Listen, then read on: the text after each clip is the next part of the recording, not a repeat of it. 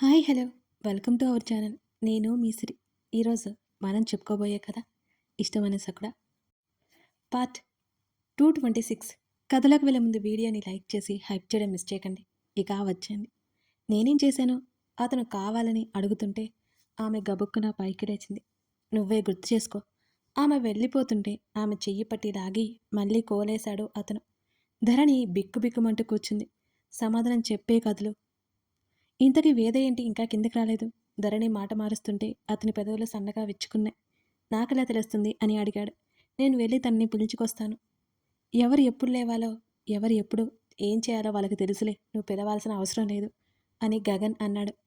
అబ్బా, ఇలాంటి లాజిక్లన్నీ ఇతగానికే కావాలి.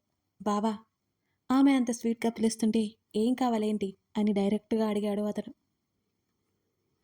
మనం ఇక్కడ ఎన్ని రోజులు ఉంటున్నాం అని అడిగింది. ఆల్రెడీ 1 డే అయిపోయింది కదా, ఇంకో 3 డేస్ ఉంటాము. అప్పుడే వెళ్ళిపోతామా? ఆమె పెదవి విరిచింది. అవును. ఏం? మ్మ్హ్. నీకు ఉండాలనిపిస్తే ఉండు, నేనైతే వెళ్తాను. ఆ మాటకి పళ్ళు కొరక్కుండా ఉండలేకపోయింది ధరణి. అవును, నువ్వుండు. రేవతి మాటలు విని అసలు విషయం ఆమెకి అర్థమైపోయింది. డబుల్ గేమ్ ఆడుతున్నాడు కన్నింగ్ మ్యాన్ అని కచ్చిగా అనుకుంది ధరణి మనసులోనే. అంది. ఏంటి ధరణి చేతిలో కాఫీ కప్ పెడుతోంది రేవతి. నేను ఉండలేనులే, వెళ్ళిపోతాను అన్నది ధరణి. ఏమట? ఊరికే, అప్పటికి నాకు బోరు కొడుతోంది కదా. ఆమె మాట్లాడుతూ ఉంటే అత్త అల్లలు నవ్వుతూ చూస్తున్నారు ధరణి వంక. పోయినసారి తన ఇంటికి వచ్చిన ధరణి, ఇప్పుడు తన ఇంటికి వచ్చిన ధరణిలో ఎంత వ్యత్యాసం. మొన్నటి వరకు నేను నిన్ను చూసుకున్నాను. ఇక్కడున్నా అక్కడున్నా నీకేం ఇబ్బంది లేదు. రేవతి అక్కడి నుంచి వెళ్ళిపోయింది ఆ మాట చెప్పి. ధరణి ఏదేదో గొనుగుతుంటే ఆమె చేతిని అందుకుని అతను ముద్దు పెట్టుకున్నాడు. ఆమె గబుక్కున కంగారుగా చెయ్యి వెనక్కి లాక్కుంది. ఇది ఎర్లీ మార్నింగ్, మనం హాల్లోనే ఉన్నాం అని ఆమె రొసరొసలాడుతుంటే అతను పైకే లేచి, సో వాట్, నా వైఫ్ నా ఇష్టం అని ఆమె చెంప మీద ముందుకు వంగి మరీ ముద్దు పెట్టుకుని ఆమె భుజాలు పట్టుకుని పైకి లేవదీశాడు గగన్. ఆమె గబుక్కున 2 చేతులు చెంపల మీద పెట్టేసుకుంది. ఎవరైనా చూసారా? కొంచెం కూడా భయం లేకుండా పోతోంది ఈ మనిషికి అని అనుకుంది. నడవ్, వాకింగ్ చేయాలి కదా అంటూ ఆమెను గార్డెన్లోకి లాక్కుని వెళ్ళిపోయాడు గగన్. హర్ష, అటు చూడు. కిటికీ నుంచి గార్డెన్లో ఉన్న ధరణి గగన్లని చూపించింది వేద. అతను చెప్తుంటే ధరణి తన వల్ల కాదన్నట్టు ఏడుపు మొహం వేసి కాల్ని నేలతో తన్నింది. చూస్తున్నా చూస్తున్నా, మిమ్మల్ని మేం కాబట్టి భరిస్తున్నా.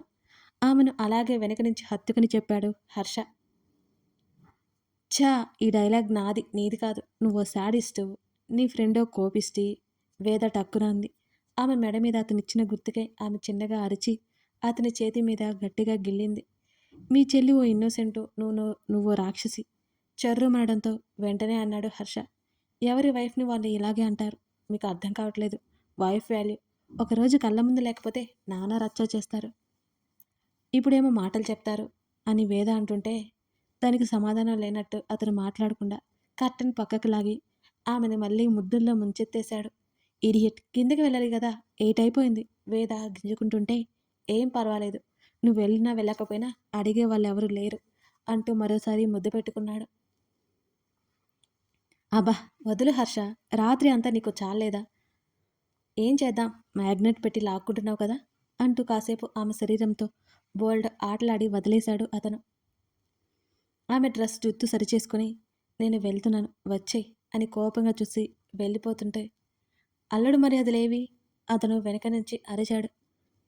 ముందు గదిలో నుంచి రాబోయి అంటూ ఆమె పొగరుగా జుత్తు వెనక్కి తోసుకుని అక్కడి నుంచి వెళ్ళిపోయింది. మరో 3 రోజులు అక్కడ ఎలా గడిచిపోయాయో కూడా తెలియలేదు. రేవతితో ధరణితో వేద బోల్డన్ని సంతోషాలను పోగేసుకుంది.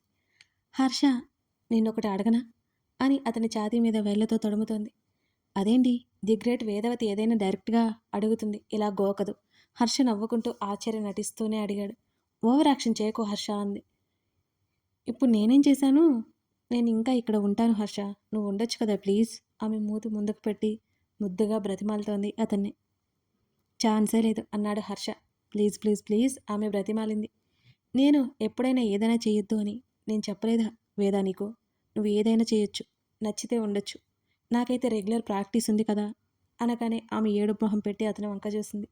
ఏయ్, ఇప్పుడు ఏమైందని ఏడుస్తున్నావు అని అడిగాడు. ఏం లేదులే పడుకో అంది.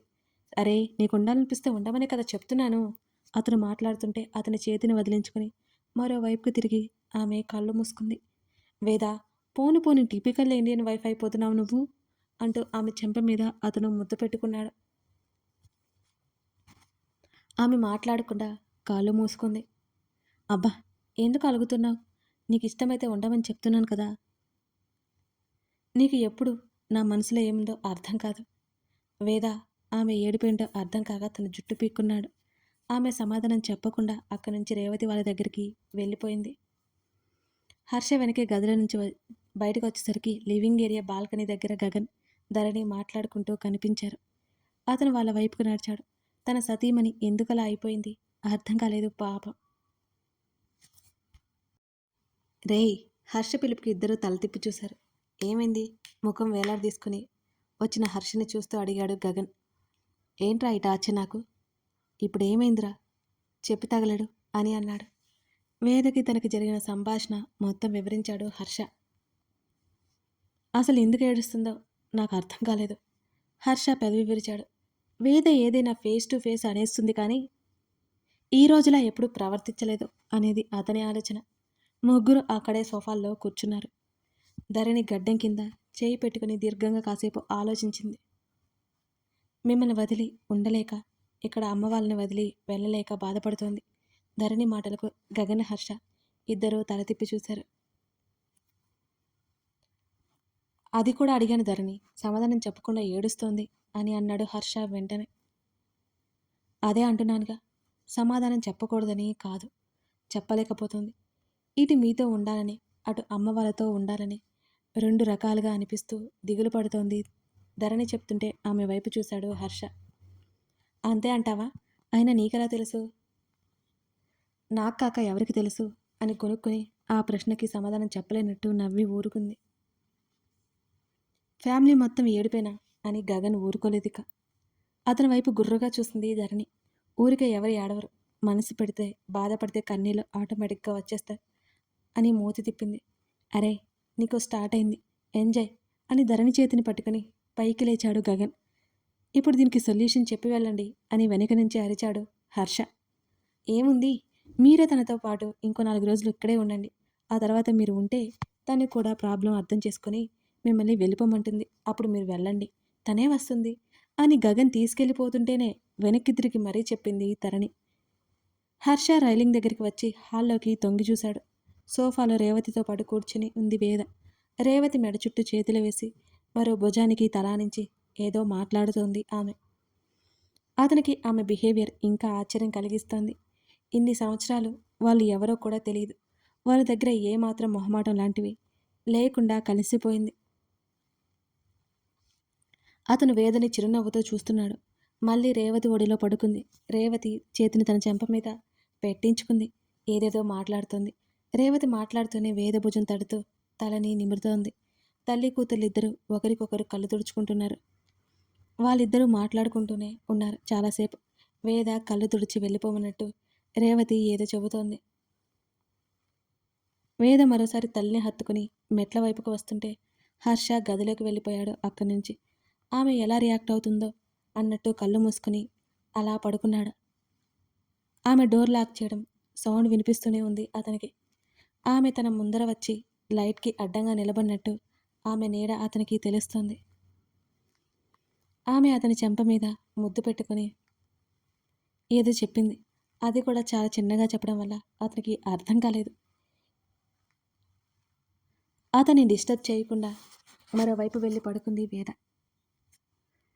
రేపు ఎలాగూ బీచ్కి వెళ్ళాలి అనుకున్నారు మరోసారి. అప్పుడు తను కూడా ఉంటాను అంటే ఆమె హ్యాపీ ఫీల్ అవుతుందని ఆలోచిస్తూనే పడుకున్నాడు హర్ష.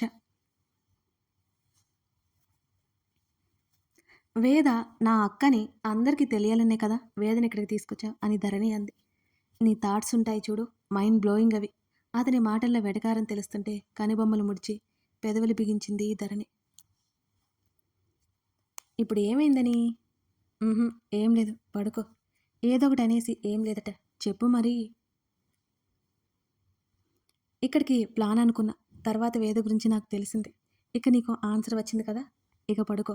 అతను మరోవైపుకి తిరిగిపోయాడు. నెమ్మదిగా అతని చుట్టూ చేతులు వేసి దగ్గరగా జరిగింది. అతని వీపులో ముఖం దాచుకుంది. తన కోసమే అక్కడికి తీసుకొచ్చాడు. అది చాలా చిన్న విషయమైనా ఆమె మనసు సంతోషంతో ఉప్పొంగుతుంది. వేద తన అక్కనే సర్ప్రైజ్ ఇవ్వడానికి తీసుకొచ్చాడేమో అనుకుంది. ఉహుం, అందరికంటే తనే ఎక్కువ అతనికి. ఆ విషయం అర్థమవుతోంది. మరునాడు సముద్రపు అలలు వేగంగా తీరం మీద ఉన్న ఇసుకను లాక్కుపోవడానికి చాలా చాలా ప్రయత్నం చేస్తున్నాయి. ధరణి, గగన్ ఒకచోట కూర్చుని ఉన్నారు. అలలు వారి పాదాల్ని నెమ్మదిగా తాకి వెళ్ళిపోతున్నాయి. మోకాళ్ళు పైకి మడిచి వాటి మీద తలపెట్టుకుని సముద్రపు ఘోషని వింటోంది ఇతను.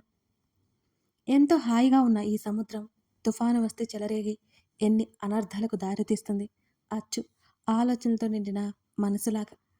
గగన్ చూపులు దూరంగా ఎటో ఉన్నాయి. పోయినసారి తను ధరణి వచ్చినప్పుడు సన్నివేశాలన్నీ అతని కళ్ళ ముందుకి కదులుతున్నాయి. అక్కడ వచ్చి కూడా ఊరికే కూర్చుంటావా? గగన్ అడిగాడు. ఇవన్నీ బోరింగ్ పనులే కదా, నేనెప్పుడు వస్తూనే ఉంటాను. వేద ఇప్పుడే కదా రావడం అన్నది ధరణి. వేద, హర్ష గొడవపడ్డం, నవ్వుకోవడం మాటలన్నీ వినిపిస్తూనే ఉన్నాయి ధరణికి. నువ్వు కూడా జాయిన్ అవ్వచ్చు కదా వాళ్ళతో. ఇప్పుడు తడవలేనులే అన్నది ధరణి కూడా నవ్వుతూ. ఆమెని అతనిగా కదిలించనే లేదు. వేద పరిగెత్తుతూ ఉంటే వెనకాల వెళ్తున్నాడు హర్ష. వీక్ డేస్ కావడంతో జనసంచారమే లేదు. అది ఉదయం అవడంతో అసలే లేదు. ఏయ్, ఇంకెంత దూరం పారిపోతావు, పరిగెడతావు, ఆగు వేద. హర్ష అరుస్తుంటే ఆమె వెక్కిరించింది వెనక్కి తిరిగి. ఒక్క అంగలో ఆమెను చేరి ఆమెను వెనక నుంచి గట్టిగా పట్టుకున్నాడు హర్ష. ఆమె నవ్వుతోంది. విడిపించుకోవడానికి ప్రయత్నం చేయలేదు వేద. ఆమెను వెనక నుంచి ఎత్తుకుని చుట్టూ తిప్పాడు. ఆమె చెంప మీద అతను ముద్దు పెట్టుకున్నాడు.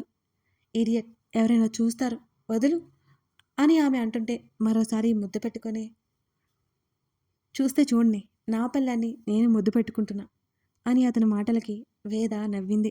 ఇంకో 4 రోజులు ఇక్కడే ఉందాం హర్ష, ప్లీజ్. ఆమె తన తల పక్కకి తిప్పి బ్రతిమాలుతుంటే 4 అంటే 4 రోజులు, నాకు చాలా పనులున్నాయి అని అన్నాడు. ఆమె కళ్ళు మెరిసి చిన్నగా కేక పెట్టి తిరిగి అతన్ని ముద్దు పెట్టుకుంది. కథ కొనసాగుతుంది.